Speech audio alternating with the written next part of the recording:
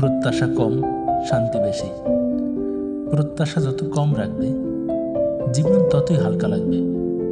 কারণ প্রত্যাশা মানেই অদৃশ্য এক বোঝা, যা আমরা নিজের কাঁধে নিজেই তুলে নিই। তারপর ক্লান্ত হয়ে পড়ি মানুষের আচরণে, কথায় ও অবহেলায়। আমরা কষ্ট পাই মানুষ বদলে গেছে এজন্য নয়, কষ্ট পাই কারণ আমরা ভেবেছিলাম সে কখনো বদলাবে না।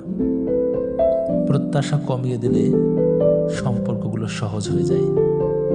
তখন কারো একটু যত্নেও মন ভরে যায়, কারো ছোট্ট একটা খোঁজ নেওয়াতেই দিনটা সুন্দর লাগে।